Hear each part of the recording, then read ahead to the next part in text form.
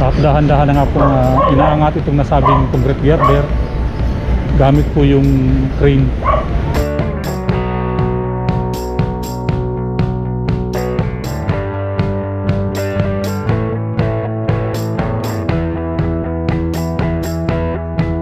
Isang mapagpalang araw sa lahat. Nandito tayo ngayon sa Fajardo Street at nasa bahagi tayo ngayon ng Section 2. At samahan niyo ako muli sa ating pinaka-latest update patungkol nga po dito sa itinatayong NLEX SLEX Connector Road. At ito na nga po yung sitwasyon ng dating residential building dito nga po sa panulukan ng Antipolo Street at ng Fajardo Street. So tuloy na nga po silang napataw. Sa ngayon ay hinahakot lang nila yung mga debris ditong nasabing residential building. So dito po kasi hinatay sila ng panibagong kolong para nga po sa gagawin po nilang off-ramp.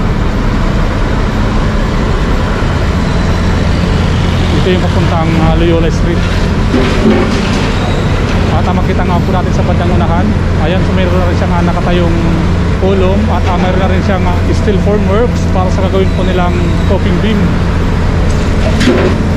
So yung iba pong mga kabahayan dito nga po sa kahabaan ng Antipolo Street sa pagitan ng Fajardo Street at ng Loyola Street ay lahat po yan madidemolis.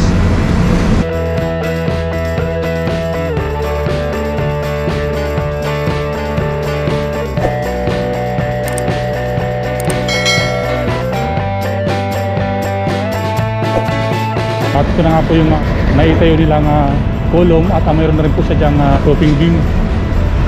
At nalatagan na rin po siya dyan ng concrete girder para nga po sa gagawin po nilang off-ramp. Nandito tayo ngayon sa Sobrera Street at nasa bahagi pa rin tayo ng Section 2. At makita po natin dito na mayroon dito nakalatag na 5 concrete girder. At kasalukuyan pa rin po dito nga maglatag ng panibagong concrete girder. At kasalukuyan na po nila nilalagyan ng hook itong nasabing concrete girder para nga po may ilatag dito sa portal beam. So ito yung pang-anim na concrete girder na ilatag dito sa bahagi ng Section 2. So dito lang yan sa panulukan ng Sobrera Street. Tinanggal lang nga po yung kadena na nakatali po dun sa concrete girder. At dahan-dahan na nga po inaangat itong nasabing concrete girder gamit po yung crane.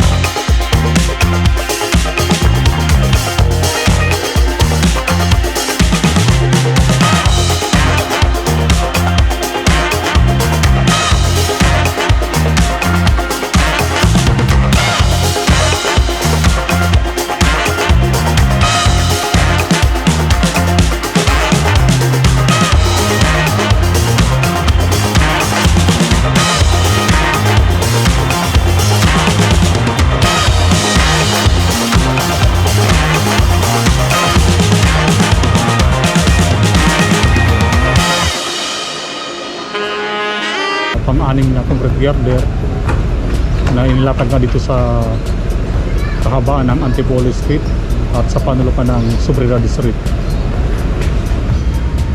So ako pansamantala muna magpapaalam at mukhang uulan. Okay, so hanggang dito lang muna ang ating update patungkol dito sa itinatayong NLEX SLEX Connector Road. Hanggang sa muli, paalam.